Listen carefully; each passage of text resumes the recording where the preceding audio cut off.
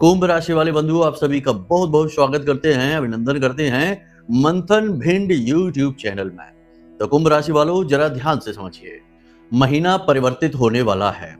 कुछ विशेष ग्रहों की चाल ग्रह गोचर आपके जीवन में महापरिवर्तन की शुरुआत करने जा रहे हैं।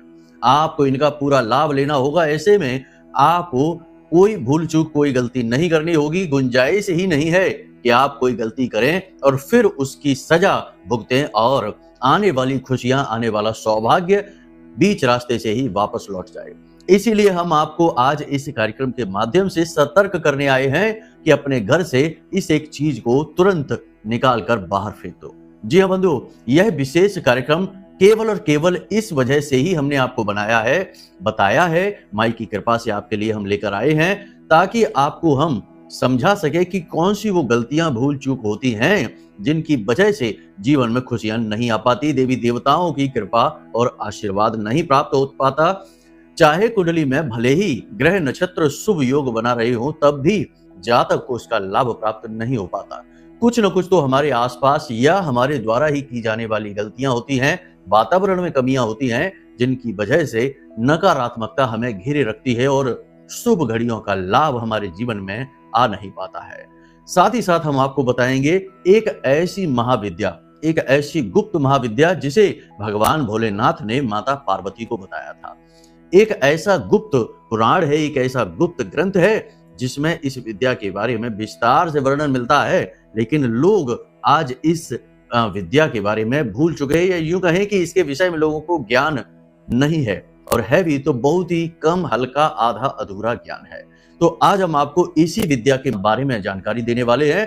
आपको बताएंगे विस्तार से कि इसका आप कैसे प्रयोग करें, और इस एक विद्या में इतनी अधिक शक्ति है कि केवल 7 दिनों के अंदर यह आपकी हर एक इच्छा, मनोकामना को पूर्ति करने का दम रखती है। जी हाँ बंधु, इसी के साथ साथ आने वाले 3 से 5 दिनों की सटीक भविष्यवाणियां भी करेंगे। 5 ऐसी सटीक भविष्यवाणियां जो आपके जीवन में लगभग ज्यों की त्यों घटित होने वाली हैं। हाँ, हो सकता है कि इनमें से एक आध भविष्यवाणी किसी के जीवन में घटित ना हो, क्योंकि एक ही राशि के कई जातक होते हैं, लेकिन परिवेश, वातावरण, मानसिकता और परिस्थितियां अलग हो सकती हैं। इसकी वजह से हो सकता है कि एक आध भविष्यवाणी मैच ना करे, तो समझ लेना कि वह आपकी ही राशि के किसी अन्य भाई बंधु के लिए है। तो बस आपको कार्यक्रम को पूरा देखना है, अंत तक देखना है। कार्यक्रम के अंत में उस महाविद्या के विषय में बात होगी, उस गुप्त ज्ञान के विषय में बात होगी जो कहीं शास्त्रों में खोसा गया है, लेकिन इसे केवल प्रबुद्ध व्यक्ति ही जानता है, साधक जानते हैं, और इसकी उपयोग, इसकी महिमा, इसकी शक्ति को एक साधक से बेहतर कोई नहीं समझ सकता है। महामाई की कृपा और आशीर्वाद से हम इतने योग्य हो चुके हैं, या यूं कहें कि माई की कृपा ने इतना काबिल बना दिया कि इस ज्ञान को हम समझ सकते हैं, अपने जीवन में प्रयोग करते हैं, इसके लाभ साक्षात देखे हैं, और अब समय आ गया है कि जब इसे आपको भी समझाया जाए, ताकि आपके जीवन में जो भी नेगेटिविटी है, नकारात्मकता है, चाहे वह कहीं से भी आ रही हो, वह दूर हो जाए और बनने वाले ग्रह योगों का लाभ आपको मिले ही, साथ ही आपका खुद का ऊर्जा शरीर, या यूं कहें कि आत्म तत्व जो ब्रह्म का ही स्वरूप है और आपके अंदर विराजमान है, वह खींचकर वो सारी चीजें आपके जीवन में लेकर आए जो आपके लिए बनी है, जिन पर आपका अधिकार है, लेकिन किसी न किसी वजह से, नकारात्मकता से या फिर किसी परिस्थिति की वजह से वे आपको मिल नहीं पा रही हैं। अब समय आ गया है कि अब वे सारी चीजें आपको मिलेंगी। तो बस पूरे धैर्य के साथ, ठंडे दिमाग से इस कार्यक्रम को देखना। और एक बात आपको हम बता दें कि जो बातें हम आपको बताने वाले हैं, उन सभी बातों की जिम्मेदारी हम लेंगे, और आपको बता दें कि ये बातें बिल्कुल भी हल्के में मत लेना। ये पूर्ण रूप से प्रमाणिक है, शास्त्रीय है, और आप इन्हें खुद प्रयोग करके देखना। बिल्कुल फ्री है, केवल आपकी मेहनत, आपकी ऊर्जा लगेगी, पैसा नहीं लगेगा। अब जब आप इनके खुद रिजल्ट देखेंगे तो आप खुद भी आश्चर्य में पड़ जाएंगे। तो कहने का मतलब यह है कि सांच को आंच नहीं, प्रत्यक्ष को प्रमाण नहीं। सारी चीजें आपके सामने हम रखने वाले हैं, बस इन्हें आप आजमाना शुरू करिए। 2-4 दिन में ही इनके आपको जब सकारात्मक परिणाम मिलेंगे तो आप खुद ही इन्हें अपने जीवन में शामिल कर लेंगे, छोड़ने वाले नहीं है। तो चलिए बंधुओं, उम्मीद करते हैं कि सारी बातें आप समझ रहे हैं। कार्यक्रम को अंत तक अवश्य देखेंगे। महामाई को याद करते हुए कमेंट बॉक्स में लिख डालिए, जय मां भद्रकाली, कृपा करो। महामाई निश्चित तौर पर आपके ऊपर कृपा करेंगी, और कहेंगे हम कि आपके ऊपर माई ने कृपा कर ही दी है, तभी तो ऐसा शुद्ध विशुद्ध ज्ञान जो पूर्ण रूप से प्रमाणिक है आप तक पहुंच पाया है। याद रखना कि भगवान या महामाई जब किसी पर प्रसन्न होते हैं तो वे साक्षात प्रकट नहीं होते, किसी न किसी को माध्यम बनाते हैं और ज्ञान जीवन में प्रसारित करते हैं। और इसीलिए तो गुरु की महिमा को सबसे अधिक महत्वपूर्ण माना गया है हमारे शास्त्रों में, हमारे हिंदू धर्म में, क्योंकि गुरु ही भगवान के द्वारा दिए गए ज्ञान को शिष्य तक पहुंचाते हैं और उसके जीवन की बाधाएं हटाते हैं। इसीलिए तो गुरु का स्थान सर्वोच्च रखा गया है। तो आज इस माध्यम से आपको ज्ञान प्राप्त होने वाला है। माई को धन्यवाद कहिए और लिखिए कमेंट बॉक्स में कि मैं भी माई के परिवार का हिस्सा हूं। बड़े सौभाग्य की बात होती है कि जब हम दैवी शक्तियों से जुड़ पाते हैं। लोग तरसते हैं ऐसे अवसरों के लिए कि जब दैवी शक्तियों का आवाहन हो और लोग उनसे जुड़ पाएं। आज आपको यह अवसर घर बैठे मिल रहा है, इसे बिल्कुल भी मिस मत करना। तो चलिए बंधुओं, कमेंट बॉक्स में लिख डालिए। अब अपने मूल विषय को प्रारंभ करते हैं। प्यारे मित्रों, हमारे अत्यंत प्रिय और परम पूज्य अमिताचार्य जी के पास माँ बगलामुखी और माँ भद्रकाली की साधनाओं का वर्षों का अनुभव है और माता रानी की इनके ऊपर पूर्ण कृपा और सिद्धि है। आचार्य जी ने अपने सटीक कुंडली विश्लेषण और श्रेष्ठतम उपायों के माध्यम से हजारों लोगों के जीवन को खुशियों से भरा है। आचार्य जी का कुंडली विश्लेषण और उपाय करवाने का तरीका इतना अद्भुत है कि जीवन के हर एक दुख और कष्ट का कारण जड़ से ही समाप्त हो जाता है।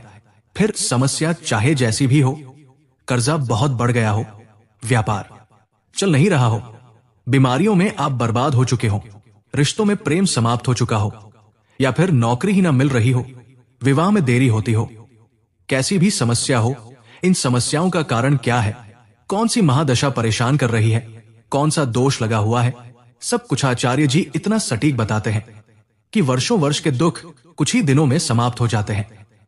अगर आपके जीवन में भी कोई ऐसी संकट की घड़ी है तो यही सही समय है जब आप पूज्य आचार्य जी के हाथों से अपनी कुंडली का विश्लेषण करवाएं और वर्षों से चल रहे दुखों और संकटों के इस चक्र से बाहर निकल जाए। प्यारे मित्रों, अभी वीडियो में दिए गए नंबरों पर फोन करिए और अपनी कुंडली का श्रेष्ठतम आकलन करवा डालिए। जिंदगी बदलने का ये सबसे बड़ा मौका हाथ से मत जाने दीजिएगा। जय माई की, महामाई आपका कल्याण करे। सबसे पहले बात करेंगे 5 सटीक भविष्यवाणियों की। इनके बारे में आपको जानना बेहद आवश्यक है क्योंकि ये आने वाले 3 से 5 दिनों का आपका रोड मैप है। इनके आधार पर आप अपने जीवन को व्यवस्थित कर सकते हैं, आने वाली मुसीबतों से बच सकते हैं और अवसरों का लाभ उठा सकते हैं। तो ध्यान से सारी बातों को समझना है। तो सबसे पहले यहाँ पर हम आपको बता दें कि आपके मन में कुछ कंफ्यूजन की स्थिति रहेगी, थोड़ी सी नकारात्मकता रहेगी। हो सकता है कि जीवन के प्रति उदासीनता का भाव भी मन में आ जाए। मतलब कहने का यह है कि आपको ऐसा लगे कि चाहे कुछ भी कर लो, जीवन में कुछ बदलने वाला नहीं है। चाहे वीडियो देख लो, चाहे उपाय कर लो, चाहे मेहनत कर लो, परिणाम तो शून्य ही रहने वाला है। तो क्या फायदा है किसी भी चीज को जानने का, समझने का और उसे उपयोग में लाने का। मतलब कहने का यह है कि अभी नकारात्मकता आपके जीवन से गई नहीं है तो सर्वप्रथम नकारात्मकता का ही प्रभाव दिखाई देगा। चाहे आने वाले 3 से 5 दिन में आपके जीवन में अच्छी घटनाएं घटनी शुरू हो जाएंगी, संकेत शुभ मिलने शुरू हो जाएंगे। लेकिन यदि आप इस नकारात्मकता से चारों तरफ से घिरे रहेंगे, निगेटिव विचार आपके मन में हावी रहेंगे, तो आने वाले शुभ पल, शुभ घड़ियां भी आपको दिखाई नहीं देंगी। तो हम आपको सलाह यही देंगे कि आने वाले 3 से 5 दिनों तक यह संकल्प मन में लें कि आप प्रतिदिन सुबह या शाम के समय मंदिर जाएं। और मंदिर जाएं तो केवल मंदिर ही जाएं। ये नहीं कि मंदिर में कोई मित्र यार मिल गया, कोई साथी मिल गया तो बैठ के गप्पे हाँकने लगे, राजनीति की बातें करने लगे, इधर उधर की बातें करने लगे। नहीं, मंदिर भगवान का घर है। दिव्य ऊर्जा का तेज प्रवाह होता है मंदिर में। तो हमारा धर्म है कि जब हम मंदिर जाते हैं तो वहां एक भक्त की तरह जाएं और भगवान से मिलने जाएं, जैसे एक छोटा बालक अपने पिता से मिलने जाता है और फिर वह पिता के सामने अपने दिल को खोल कर रख देता है। तो ऐसे ही आपको मंदिर जाना है, भगवान के सामने बैठना है, विग्रह के दर्शन करने हैं और अपने दिल की बातें दिल ही दिल में उन्हें बतानी है। कोई ढोंग नहीं, कोई दिखावा नहीं, कोई प्रचार नहीं और किसी से कोई मेल जोल नहीं। ठीक है, तो इस तरीके से मंदिर जाइए और जितना हो सके, जैसे आपकी क्षमता 5 रुपए की है, 10 रुपए की है, तो मंदिर के दान पात्र में कुछ अंश दान अवश्य करिए। अब कोई कहेगा कि मंदिर में दान करने की क्या जरूरत है। देखिए, आप मंदिर में दान कर रहे हैं, ये भाव मन में न लाइए।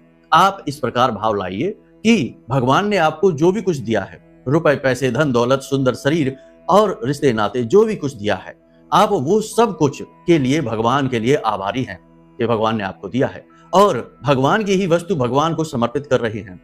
तो अब सब कुछ तो उठाकर नहीं दे सकते, तो मुद्रा यानी कि रुपए जो सबसे कीमती वस्तु मानी जाती है वही अंश के रूप में भगवान को हम देते हैं। बिल्कुल इसी प्रकार जैसे कि पिता अपने बच्चों के लिए फल लेकर आते हैं, सेब, केले, तमाम तरीके के। अब पिता के लाए हुए फल ही अगर कोई एक बच्चा छील कर अपने पिता के मुख में रखने लगे तो इससे पिता अति प्रसन्न होते हैं। पिता के ही लाए हुए फल हैं और पिता को ही समर्पित कर रहा है बालक, लेकिन बालक का भाव पिता को द्रवित कर देता है। ऐसे ही जब कोई भक्त भगवान को कुछ समर्पित करता है, चाहे प्रसाद रूप हो, चाहे दक्षिणा हो, चाहे छोटा सा मूल्य ही क्यों ना हो, इससे भगवान द्रवित होते हैं। याद रखना कि भगवान कोई वस्तु के भूखे नहीं है, भगवान भूखे हैं तो हमारे भाव के, भावनाओं से ही भगवान से जुड़ा जा सकता है, बाकी कोई मार्ग नहीं, कोई रास्ता नहीं है। तो ये एक विधि है बड़ी ही सरल, लेकिन इसमें भाव सर्वप्रथम। आप ये ना समझना कि आप कुछ दे रहे हैं। हम और आप भगवान को क्या दे सकते हैं? क्या हमारी कुछ क्षमता है? नहीं, केवल हम अपना भाव दे रहे हैं। और भाव के लिए, भौतिकता के लिए हमने धन को यानी मूल्य को, छोटे से एक सिक्के को जोड़ लिया है, क्योंकि मानव जो है वह माया के वशीभूत है, भौतिकता से जुड़कर ही आगे बढ़ सकता है। इसीलिए भगवान को भी मूर्ति स्वरूप में ही पूजते हैं, क्योंकि मूर्ति में भगवान, मूर्ति एक भौतिक वस्तु है और उसके अंदर भगवान के स्वरूप के दर्शन हम करते हैं। वैसे तो भगवान को किसी मूर्ति में कैद नहीं कर सकते, भगवान तो अनंत है, हमारी सोच बुद्धि से परे है, फिर भी भौतिकता की आवश्यकता रहती है। तो ये चीजें बहुत गहरी हैं और बहुत बड़ी हैं, विस्तार से समझाने में तो घंटों निकल जाएंगे। कार्यक्रम में समय की सीमा रहती है, इसलिए आप बात को पकड़ा ना करें। बहुत सारे लोगों के बड़े अजीब कमेंट आते हैं कि मंदिर में दान करने से क्या होगा, पुजारी लोग खा जाएंगे, ये करेंगे, वो करेंगे। अरे आप इतना क्यों दिमाग लगाते हैं? क्या भगवान ने आपको जो भी कुछ दिया है उसमें दिमाग लगाया है कि आप कैसे प्रयोग करेंगे? आपको गाड़ी अगर मिल गई कहीं से, तो क्या भगवान ने ये सोचा कि आप हाईवे पर चलाएंगे, कच्ची सड़क पर चलाएंगे, तोड़ेंगे फोड़ेंगे? नहीं, बिल्कुल नहीं। तो आप इतना क्यों सोचते हैं? आप अपना कर्म करिए, अपना कर्तव्य करिए, बाकी ऊपर वाले पर छोड़ दीजिए, वो अपना कर्म करेगा। बात आपको समझ में आई हो तो आज से ही इस नियम को लागू जरूर कर लेना। जितनी भी नेगेटिविटी, नकारात्मकता जीवन में महसूस होती है, समाप्त हो जाएगी और इसे समाप्त करना बेहद आवश्यक है, वरना अच्छा समय कब आएगा कब चला जाएगा पता भी नहीं चलेगा। एक जैसी कहानी आजीवन बनी रहेगी। दूसरी भविष्यवाणी यह रहेगी कि आने वाले 3 से 5 दिनों में आपके मन में जब पॉजिटिव एनर्जी, जैसे कि आपको हमने कहा, इसी प्रकार कुछ ना कुछ आप करना शुरू करेंगे। कोई योग करेगा, प्राणायाम करेगा, भगवान की पूजा घर में ही करेगा, विशेष भाव से करेगा, तो मन में शांति का भाव उत्पन्न होगा, मन अच्छा होगा और आप कुछ न कुछ उपाय, क्रियाएं अपने जीवन में करना शुरू करेंगे। भगवान को प्रसन्न करने के लिए, ग्रह नक्षत्रों को अपने अनुकूल बनाने के लिए कुछ न कुछ उपाय, क्रियाएं आप करना प्रारंभ करेंगे। ये बहुत अच्छी बात होती है कि जैसे दीपावली का पर्व आया तो हमने अपने घरों की सफाई की, तो इससे दीपावली का क्या लेना देना है? क्या माता लक्ष्मी आपके घर को देखने आ रही हैं? नहीं, माता लक्ष्मी को कोई फर्क नहीं पड़ता आप अपने घर को गंदा रखें, साफ रखें। केवल ये क्या है? ये स्वागत है, ये तैयारी है। ऐसे ही जब शुभ समय जीवन में आने को होता है तो हमें उसकी तैयारी करनी पड़ती है। आपके जीवन में अच्छा समय आ रहा है, इसकी तैयारी करिए। उपायों के माध्यम से, क्रियाओं के माध्यम से, चालीसा पाठ, कवच पाठ, आरती, भगवान का पूजन भजन, ये करना अति अनिवार्य है। इससे हमारा मन का जो घर है, यानी कि हमारा अंतर मन है, वह स्वच्छ होता है, साफ होता है और इसमें दिव्य शक्तियों का फिर वास होता है। आने वाले 3 से 5 दिनों में अंत में, यानी शुरुआत में भले ही नेगेटिविटी रहे, लेकिन अंत में आपके मन में सकारात्मक ऊर्जा का प्रवाह होगा, आपके शरीर में ऊर्जा का संचार होगा, नई सोच, नई विचारधारा आपके मन में उत्पन्न होगी। आपने जो ऐसे काम जो पुराने पिछले समय से पेंडिंग पड़े हुए थे, उन कार्यों के बारे में आप विचार करना शुरू करेंगे। कोई योजना है किसी कार्य को करने की, आपने सोच रखी थी लेकिन अभी पेंडिंग में पड़ा हुआ था, अब उस काम के बारे में आप सोचना शुरू करेंगे। कार्यों में गति आएगी, जीवन में गति आएगी और विवाद सुलझने शुरू हो जाएंगे, उनमें भी गति आएगी और आपके अनुकूल ही निर्णय आने शुरू हो जाएंगे। मतलब कहने का यह है कि अब आपका समय आ रहा है, इसका स्वागत आपको करना ही होगा। जो लोग व्यापार कर रहे हैं, छोटे व्यापारी हैं, उनके लिए भी अवसर अच्छे आ रहे हैं। उन्हें अपने व्यापार को बढ़ाने के अवसर मिलेंगे, पार्टनरशिप के ऑफर मिल सकते हैं, कहीं से फंड, कहीं से रुपए पैसे प्राप्त हो सकते हैं, लोन वगैरह के लिए अप्लाई किया है तो पैसे मिल सकते हैं, या फिर संभावनाएं ऐसी बनेंगी पूरी तरह से जिससे कि व्यापार आपका आगे बढ़ सकता है, उन्नति हो सकती है। याद रखना कि यदि आपको कर्जा ही लेना है, लोन वगैरह कुछ भी लेना है, तो उसका पूरा का पूरा भाग अपने व्यापार को बढ़ाने में ही प्रयोग करना, व्यक्तिगत खर्चों में उधार लेकर खर्चा नहीं करना, वरना यह बहुत ही ज्यादा खराब माना जाता है। इस तरह से मां लक्ष्मी का तो अपमान होता ही है, जीवन में भी नकारात्मकता आ जाती है, राहु नेगेटिवली एक्टिवेट हो जाता है। तो ऐसा आपको नहीं करना है। जो लोग नौकरी करते हैं उनके लिए नौकरी पर मेहनत बहुत रहेगी, उच्च अधिकारियों की दृष्टि आपके ऊपर ज्यादा रहेगी, बारीकी से आपको ऑब्जर्व करेंगे। नए नए काम, नई नई भूमिकाएं आपको मिलती रहेंगी। बार बार हो सकता है कि आपका काम बदले, आपकी योजना बदले, लेकिन ये सारी चीजें वैसे तो आपको परेशान करेंगी, मन में चिड़चिड़ाहट भरेंगी और थोड़ा सा आपके जो संतुलन है दिमाग का, शरीर का, आपकी व्यवस्था है वह भंग होगी, लेकिन आने वाले भविष्य के लिए ये बहुत अच्छा रहने वाला है। एक बात आपको और बता दें कि भले ही आपको अच्छा ना लगे या कुछ भी आपको वातावरण अच्छा ना लगे अपने कार्यस्थल पर, लेकिन आप मेहनत डट के करेंगे। आपका स्वभाव ही यही है कि जो काम आपको मिले उसमें आप डट के मेहनत करते हैं, पूरा प्रयास लगाते हैं और यही भावना आपको विजयी बनाने वाली है। आने वाले समय में आपकी उन्नति, तरक्की होने वाली है, आपका प्रमोशन होने वाला है और आपकी सैलरी वगैरह भी बढ़कर आपको मिलने वाली है। उच्च अधिकारी आपसे प्रसन्न हैं और आने वाले समय में और अधिक प्रसन्न होने वाले हैं, लेकिन सावधान रहना है कानाफूसी करने वालों से।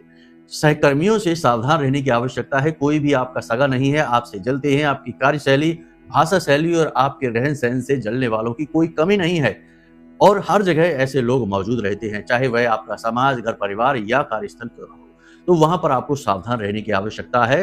काम से काम रखें, उतनी ही बात करें जितनी की आवश्यकता है और व्यक्तिगत जीवन की बातें किसी से भी शेयर ना करें, ये बहुत बड़ी भूल हो जाएगी। एक बात यहाँ पर हम आपको बता दें कि आने वाले 3 से 5 दिनों में, अंत के समय में आपको एक विशेष अवसर मिलने वाला है। व्यापारी हैं तो व्यापार को बढ़ाने का अवसर, बेरोजगार हैं तो नई नौकरी का अवसर और यदि नौकरी कर रहे हैं तो उन्नति प्राप्त करने का अवसर आपको प्राप्त होगा। यानी कि एक बहुत अच्छा चांस, गोल्डन चांस जिसे हम कहेंगे, जो जीवन को बदलने वाला होता है, ऐसा विशेष अवसर आपके जीवन में आ रहा है। ग्रह नक्षत्रों की चाल यह कह रही है और हमारी खुद की जो महामाई के द्वारा दी गई अनुभूतियां हैं वो भी इसी ओर इशारा करते हैं कि कहीं ना कहीं से आपके जीवन में एक बहुत बड़ा अवसर, गोल्डन चांस आ रहा है। इसे पहचान जरूर लेना, क्योंकि दिव्य शक्तियां जब किसी के जीवन को बदलना चाहती हैं तो सांकेतिक रूप से संपर्क करती हैं। सामने खड़े होकर आपको कौन क्या देने वाला है ये स्पष्ट नहीं है, परंतु आपको अवसर अवश्य प्राप्त होगा। तो संकेतों को पहचान लेना और बहुत ही शांत मन से रहना है।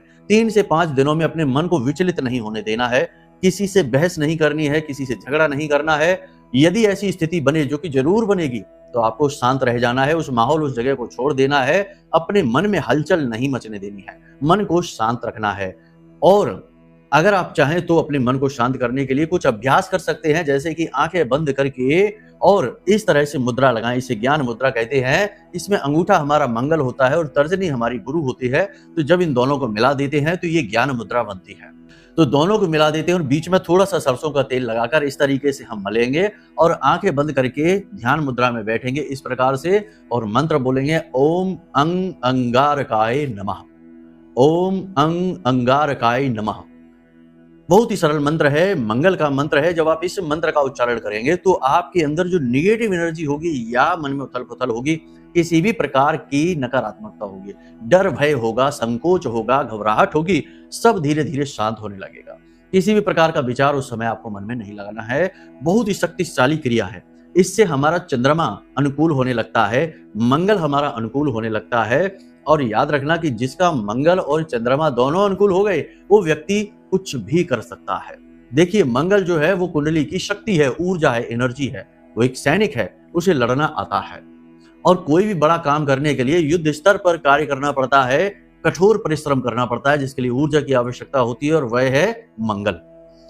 दूसरा कि मन शांत होना चाहिए। निर्णय लेने की क्षमता तभी उज्जवल होती है, प्रबल होती है, जब इंसान का मन शांत होता है और मन है चंद्रमा। तो चंद्रमा को और मंगल को जो अनुकूल बना लेता है, उसके जीवन में उन्नति कोई रोक ही नहीं सकता है। तो आपको इस अभ्यास को प्रतिदिन करना है। बेहतर होगा कि सुबह या शाम के समय करें, थोड़ी सी अंधेरे में बैठें, तेज रोशनी में नहीं और शोर शराबे में ना बैठें। इस अभ्यास को करें, आपको अद्भुत शांति का एहसास होगा। ठीक है, तो ये चीजें हैं। अब बात करते हैं कि कौन सी वो चीज है जिसे आपको अपने घर से निकाल फेंकना है। देखिए, हम अपने ऊपर कितना ही कार्य कर लें, लेकिन यदि हमारे आसपास का वातावरण ऐसा है जो कि दूषित है, नकारात्मक है, जीवन को नेगेटिव तरीके से प्रभावित करने वाला है, तो हमारे ऊपर किया गया हमारा कार्य भी निष्फल होने लगता है। हमने मंत्रोच्चारण किए, पूजा पाठ अनुष्ठान किए, अपने आप को शुद्ध बना लिया, लेकिन वातावरण अशुद्ध है, तो उसमें जो नेगेटिविटी भरी हुई है वह आपको आज नहीं तो कल प्रभावित कर ही देगी। इसीलिए तो कहा गया है कि संगत ही गुण उपजय, संगत ही गुण जाए। यानी कि संगत से गुणों का आदान प्रदान हो जाता है। मतलब आसपास के वातावरण और लोगों से। तो कहने का मतलब यह है कि वातावरण के बारे में जानकारी होना बेहद आवश्यक है, इसे अनुकूल बनाना अति आवश्यक है। तो सबसे पहली बात आपके घर की ही करेंगे, क्योंकि आपके जीवन का सबसे महत्वपूर्ण भाग और सबसे ज्यादा समय आपके घर में ही व्यतीत होता है। तो घर को अनुकूल बनाना अति आवश्यक है, इसे मंदिर भी कहते हैं। लगभग 45 प्रकार के देवी देवताओं का वास आपके घर में माना गया है। ठीक है, तो आपको ध्यान से समझना है। सबसे पहले आपकी हम घर की बात करेंगे ईशान कोण की। भगवान भोलेनाथ का कोना है और देवगुरु बृहस्पति का भी कोना होता है यह। तो आपके घर के ईशान कोण को आपको देखना है कि इसमें प्रकाश की पूर्ण व्यवस्था होनी चाहिए। यदि पूर्ण व्यवस्था नहीं है तो यहाँ एक बल्ब लगा दीजिए पीले रंग का, और इसे लगातार जलते रहना चाहिए। बल्ब पीले रंग का होना चाहिए।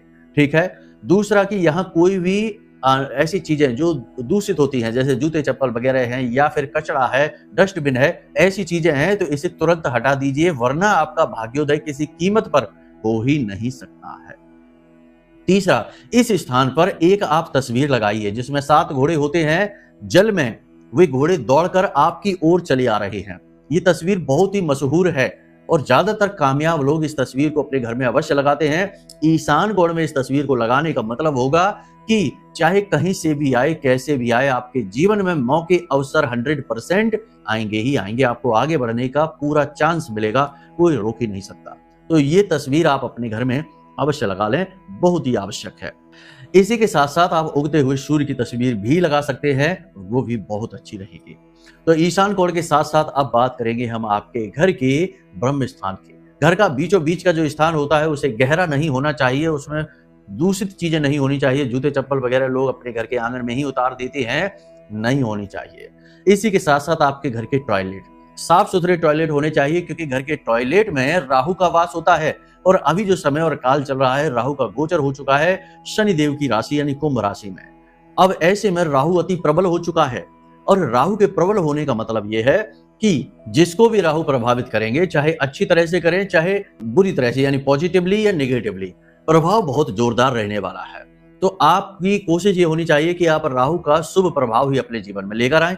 तो आपको अपने घर के टॉयलेट साफ सुथरे रखने चाहिए। एक और खास बात है, एक विशेष उपाय आप कर सकते हैं कि थोड़ी सी फिटकरी, पीसी हुई फिटकरी कांच की कटोरी में, यानी छोटी सी प्याली एक लें, उसमें भर के और अपने टॉयलेट की दक्षिणी दीवार के पास रख दीजिए। ठीक है। और हर 7 दिन में इस फिटकरी को टॉयलेट से फ्लश कर देना है। इससे आपका राहु हमेशा पॉजिटिव रहेगा, नेगेटिव नहीं हो सकता। बहुत ही अच्छा उपाय है नेगेटिविटी को हटाने का। इसी के साथ साथ बात करेंगे कि आपके रसोई घर का, यानी रसोई घर में भी कई प्रकार की दिव्य शक्तियों का वास होता है। तो आपके घर की रसोई घर में पीले रंग के, यानी जो पीतल के जो बर्तन होते हैं, वे गंदे मैले कुचैले नहीं होने चाहिए। टूटे फूटे बर्तन आपके घर में नहीं होने चाहिए रसोई घर में। और प्लास्टिक के बर्तन जितने हो सके उतने कम से कम प्रयोग करिए। इससे राहु आपका जो है वह पॉजिटिव रहेगा। देवगुरु बृहस्पति की कृपा आपके ऊपर रहेगी और भगवान धनवंतरी की कृपा भी आपके ऊपर बरसेगी। इसी के साथ साथ आपको हम एक विचित्र उपाय बताते हैं। यदि राहु को आपको पॉजिटिवली एक्टिवेट करना है तो अपने रसोई घर में जाकर थोड़ा सा भोजन अवश्य कर लेना। कुछ भी खा लेना, अपने रसोई घर में थोड़ा सा जाकर खाना खा लेना, नाश्ता कर लेना, भोजन कर लेना। दिन के एक समय कुछ ना कुछ अपने रसोई घर में जाकर खाना है आपको। अगर आप ऐसा करते हैं, रसोई घर में भोजन करने से राहु बहुत ही खुश होता है, पॉजिटिव हो जाता है, अनुकूल हो जाता है और जातक के जीवन में शुभ प्रभाव देना प्रारंभ कर देता है।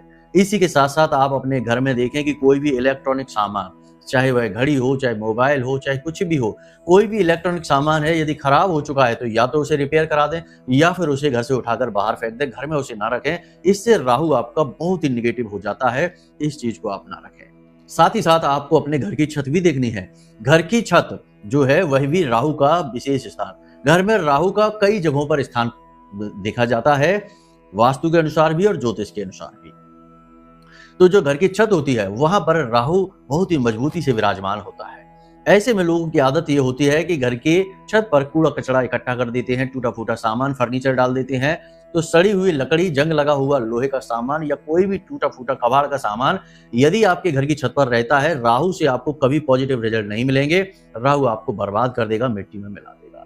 तो घर की छत पे से आप कचरा जो भी कुछ है उसे हटाइए, कूड़ा कबाड़ का सामान है उसे निकाल कर बाहर फेंक दीजिए और घर की छत पर आप झाड़ू लगाकर साफ सुथरी उसे जरूर बना दीजिए। उसे अच्छी तरीके से साफ सुथरा रखेंगे, चमका कर रखेंगे, आपका राहु पॉजिटिव रहेगा। तो ये सारी बातें हमने आपको सामान्य तौर पर बता दी है, लेकिन अब हम आपको बताने जा रहे हैं उस एक चीज के विषय में जिसे आपको अपने घर से निकाल कर बाहर फेंकना है, मादक पदार्थ। बहुत से लोगों की आदत होती है कि शराब, जिसे वारुड़ी कहते हैं, बहुत से लोग इसे सोमरस कह देते हैं, लेकिन ये अल्प ज्ञान है। सोमरस एक बहुत ही दिव्य पेय हुआ करता था जो देवी देवता ग्रहण करते थे, जिससे वे चिर यौवन रहा करते थे। तो सोमरस तो बहुत ही, आयुर्वेद में भी इसका वर्णन मिलता है, बहुत ही दिव्य पेय है। लेकिन ये जो शराब है ये सोमरस नहीं है, इसे वारुड़ी कहते हैं। समुद्र मंथन में जो 14 रत्न निकले उसमें से एक रत्न यह भी था, लेकिन इसे राक्षसों ने ग्रहण कर लिया। देवताओं से इसका कोई वास्ता नहीं है, यानी कि जहां पर वारुड़ी होगी वहां देवता नहीं राक्षस रहेंगे। अब राक्षस कौन है? राहु है, और कुछ कुछ राक्षसी गुण शुक्र और शनि में भी देखने को मिलते हैं। तो आपके घर में यदि शराब रखी है, अब चाहे उसका उद्देश्य कुछ भी हो, दवा के लिए, बहुत से लोग दवा के लिए रख लेते हैं कि ऐसा मान्यता है, मानते हैं लोग, प्रयोग भी करते हैं कि बच्चों को सर्दी जुकाम बुखार होगा तो थोड़ी सी आधी ढक्कन शराब दे देंगे तो उससे वो ठीक हो जाएंगे। या फिर बहुत से लोगों को शौक होता है इस चीज को रखने का, लेते भी हैं लोग सुबह शाम जब भी उनकी इच्छा। तो ये तो गंदी बातें हैं, गलत चीजें हैं। मतलब कि आपके घर में वारुड़ी किसी भी कीमत पर नहीं होनी चाहिए, एक बूंद भी नहीं इसकी। अगर यह आपके घर में है तो 100% राक्षस भूत प्रेत पिशाच आपके घर में घूमेंगे, देवता तो किसी भी कीमत पर नहीं रहेंगे।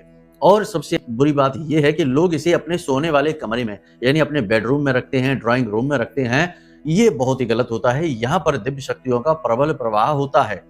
यहाँ पर इन चीजों का रखना तो मतलब अपने विनाश को आमंत्रण देना है। तो आपके घर में यदि ये चीज रखी हुई है, कोई भी मादक पदार्थ, नशीला पदार्थ, उसे निकाल कर बाहर फेंक दो, बहुत ही गलत है ये। अब हमने आपको बताया था कार्यक्रम की शुरुआत में कि स्वर विज्ञान है, यानी कि एक बहुत ही शक्तिशाली विद्या है। तो एक प्राचीन काल का ग्रंथ है जिसका नाम है शिव स्वरोदय। इस ग्रंथ में भगवान भोलेनाथ माता पार्वती को बता रहे हैं कि इंसान के जो शरीर है, जो ये संचार होता है, यहाँ जो प्राण वायु है उसी की वजह से यह शरीर में आत्मा वास कर पाती है। यदि प्राण वायु यानी कि श्वसन क्रिया रुक जाए तो प्राण शरीर में रह ही नहीं सकते हैं। यानी वायु के माध्यम से प्राणों का प्रवाह हमारे संपूर्ण शरीर में होता है और उसी से हमारा ऊर्जा शरीर भी प्रबल होता है। इसीलिए आपने देखा होगा कि यदि आपका मन घबरा जाता है तो आपकी श्वास आधी हो जाती है और जल्दी जल्दी आने लगती है, और जब मन शांत होता है आपका तो आपकी श्वास पूरी जाती है नाभि तक और धीमी सांस होती है। यानी कि आपके प्राणों की, यानी श्वास की गति पर निर्भर करता है कि आपके प्राणों की स्थिति क्या है आपके इस शरीर में और आपका ऊर्जा शरीर कैसा है। तो ये स्वर विज्ञान है।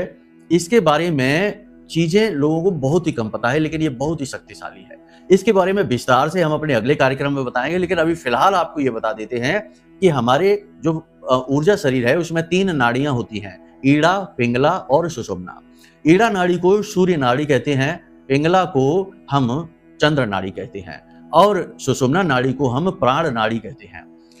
अब हमारी प्राण ऊर्जा सुषुम्ना नाड़ी में बहती है और ईड़ा और पिंगला की शक्ति से वह ऊपर उठती है। कहने का मतलब यह है कि यदि आपकी दाहिनी नाक से श्वास बाहर आ रही है तो सूर्य स्वर चल रहा है, बाई नाक से श्वास बाहर आ रही है तो चंद्र स्वर चल रहा है, और यदि दोनों नाक से श्वास बाहर आ रही है, जो कि बहुत ही कम समय के लिए होता है, मुश्किल से 5 से 7 मिनट के लिए, और दिन में हर 6 घंटे में एक बार ये स्वर बदलते हैं, उस समय ये बीच में यानी कि दोनों नासिकाओं से एक बराबर मात्रा में श्वास बाहर आती है, तब सुषुम्ना नाड़ी सक्रिय होती है, यानी हमारे प्राण ऊर्जा अति प्रबल हो जाती है। वही समय है जब आप किसी भी चीज को अपने जीवन में आकर्षित कर सकते हैं। जी हाँ, ये आकर्षण की विद्या है। आपकी यदि कोई इच्छा मनोकामना है तो आप दिन में चेक करते रहिए श्वास बाहर छोड़कर। जब भी दोनों नासिकाओं से बराबर मात्रा में श्वास बाहर आ रही है तो थोड़ी देर के लिए आंख बंद करके बैठ जाइए और मंत्र उच्चारण करिए, ओम क्लीम। ध्यान से सुनिए, ओम क्लीम।